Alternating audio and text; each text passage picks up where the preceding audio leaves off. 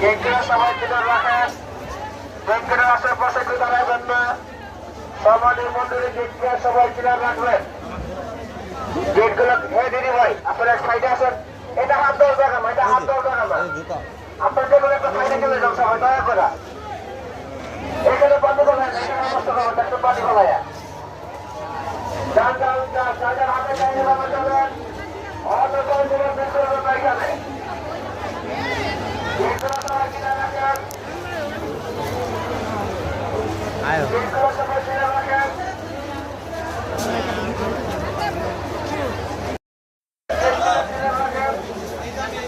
সামনে গেছে কেমন না?